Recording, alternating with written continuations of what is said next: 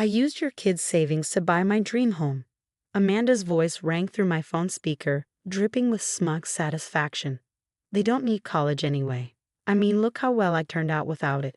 I gripped my coffee mug tighter, watching my two children through the kitchen window as they played in the backyard.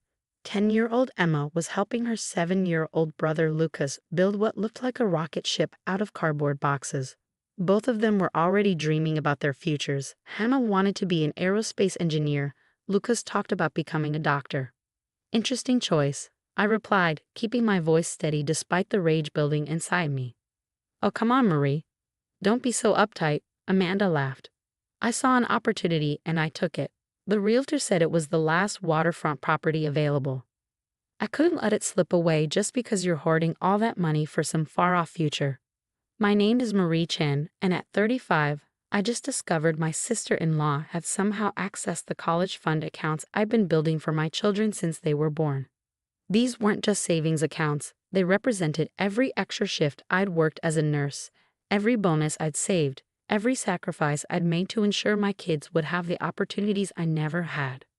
Besides, Amanda continued, clearly enjoying herself, I'm doing you a favor. Now you won't have to worry about all that boring college planning. The kids can just work their way up like I did. I mean, look at me, high school diploma, and now I'm about to own a mansion. What Amanda didn't know, what she hadn't bothered to find out before her little power play, was that I hadn't built those college funds alone. My late husband James had been equally committed to our children's future.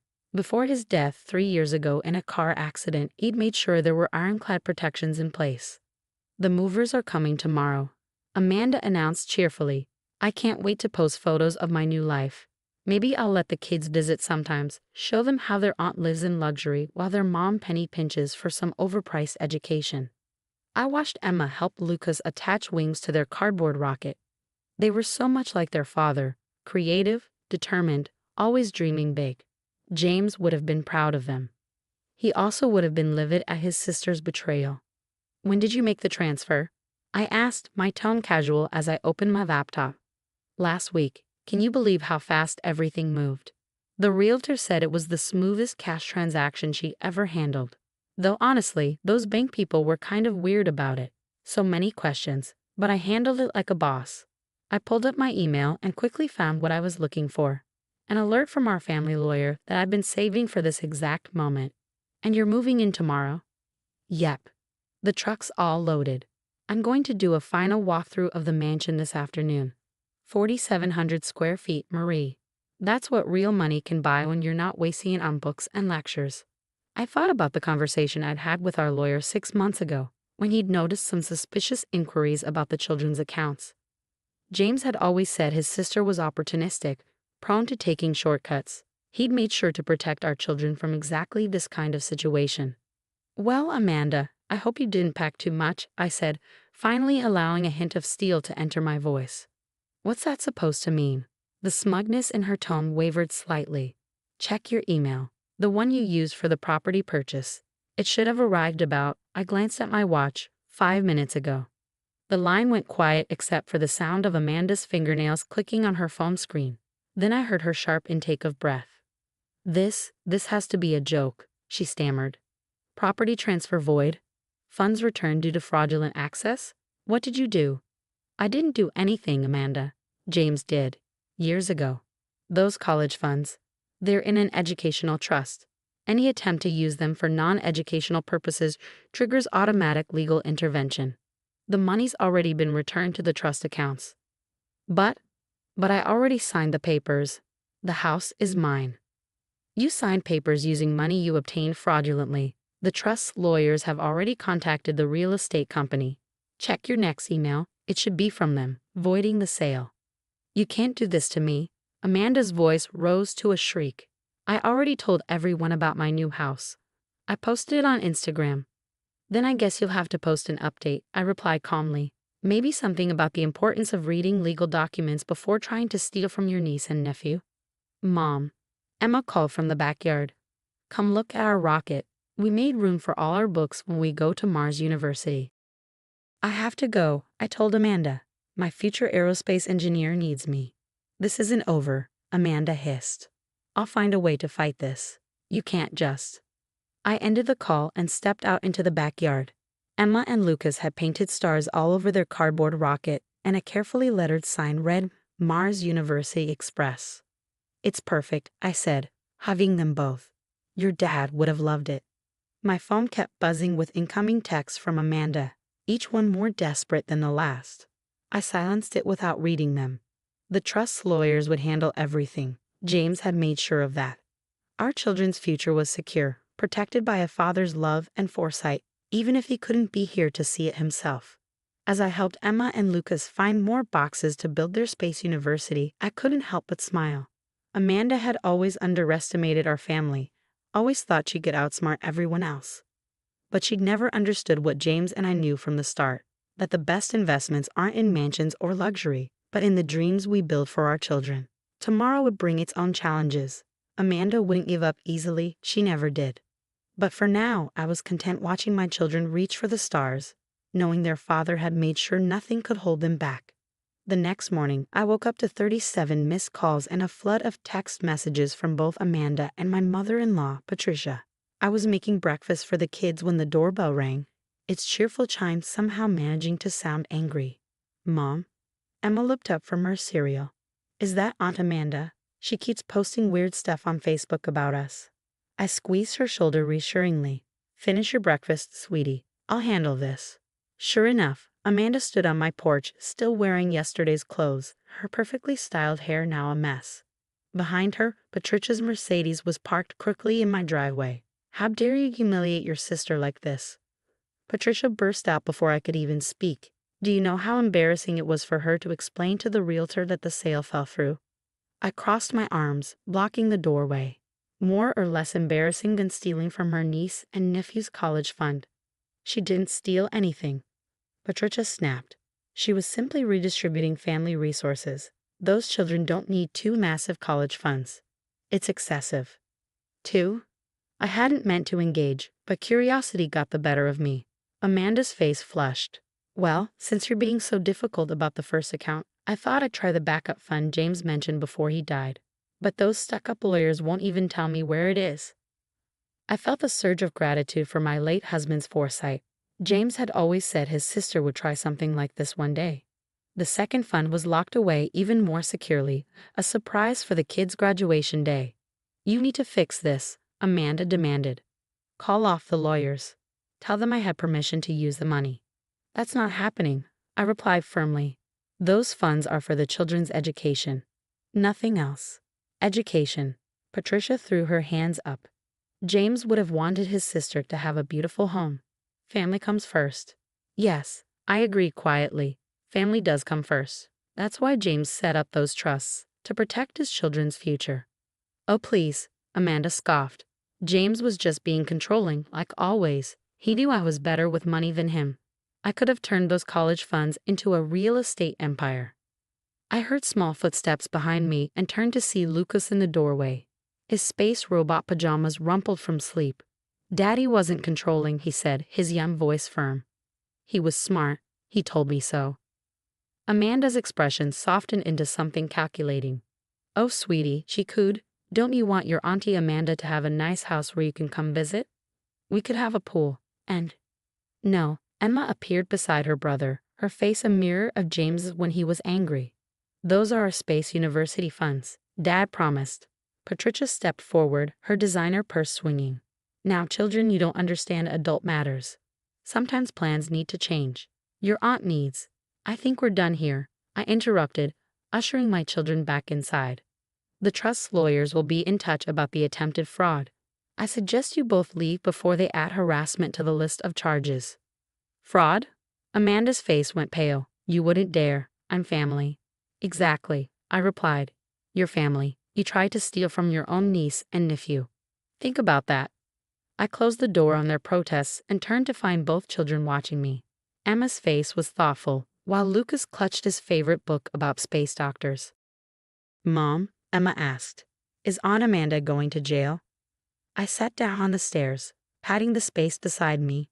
They both curled up close, seeking reassurance. "No, honey. But she did something wrong, and there are consequences for that. Like when I took an extra cookie and had to skip dessert." Lucas asked. Something like that, I smiled, ruffling his hair, but much bigger. Through the window, I could see Amanda and Patricia still arguing in the driveway. My phone buzzed with a text from the trust's lawyer. FYI, she's now trying to claim verbal permission from James.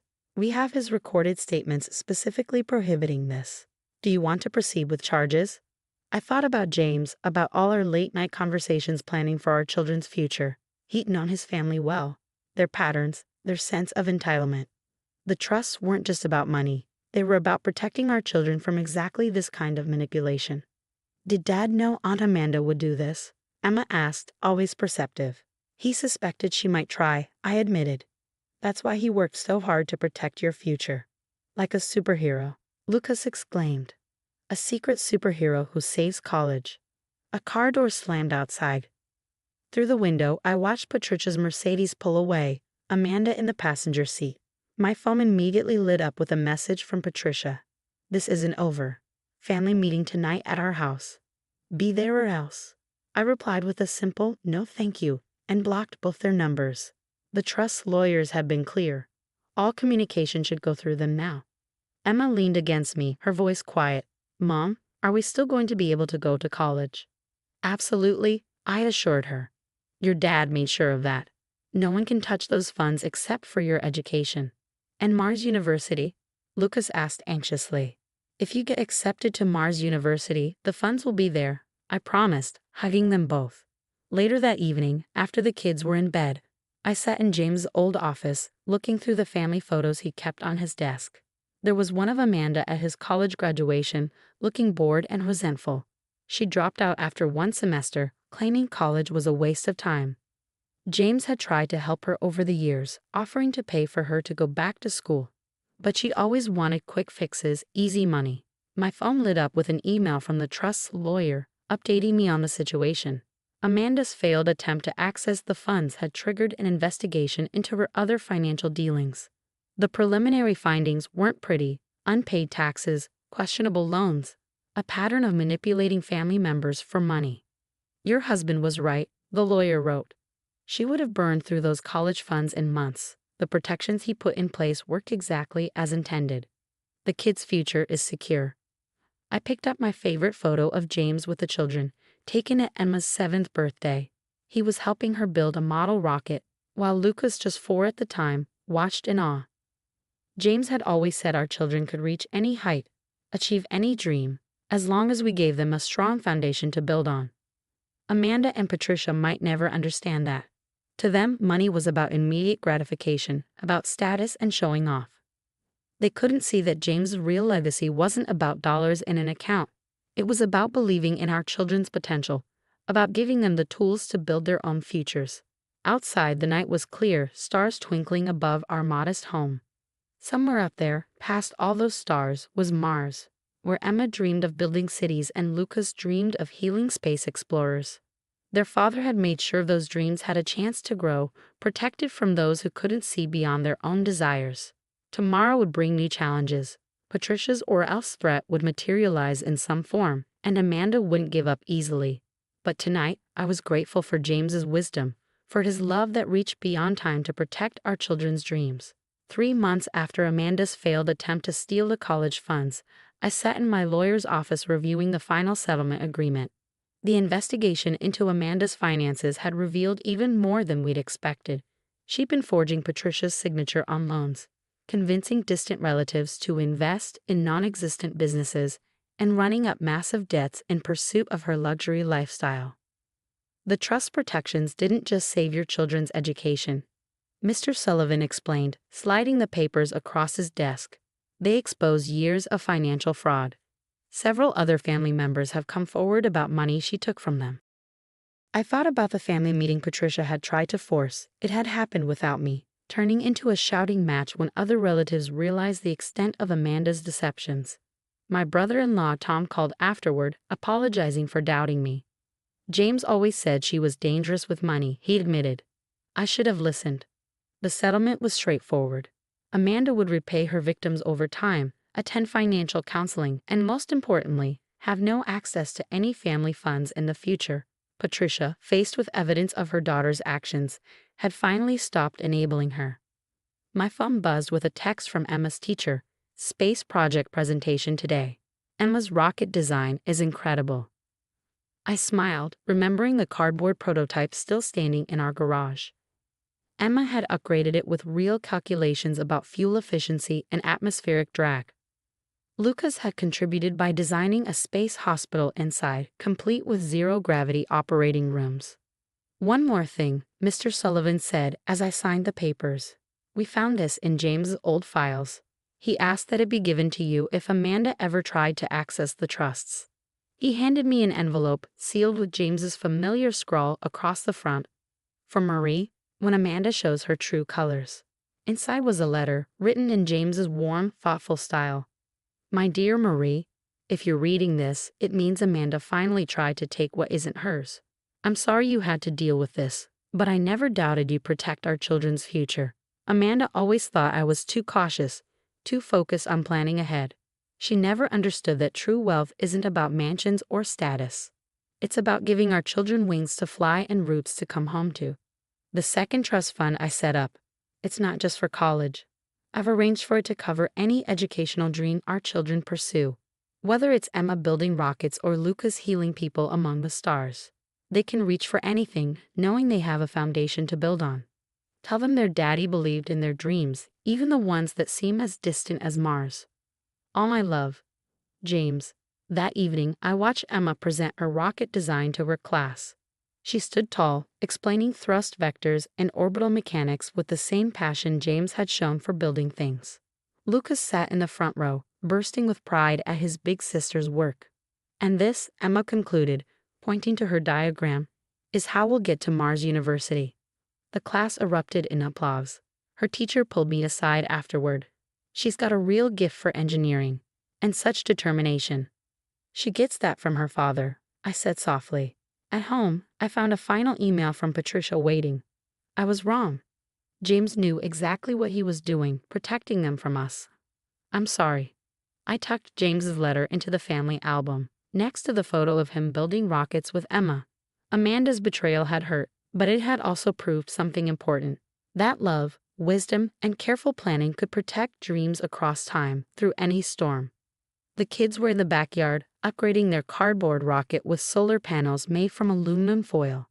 Their dreams were safe, their future secure, protected by a father who'd seen clearly and planned wisely. "Mom," Lucas called. We made room for a whole medical library in the rocket. "Want to see?" I stepped outside into the warm evening air. Above us, Mars glowed red against the darkening sky. Distant, but not impossible. Just like James had always said. "Show me everything," I replied, ready to dream with them.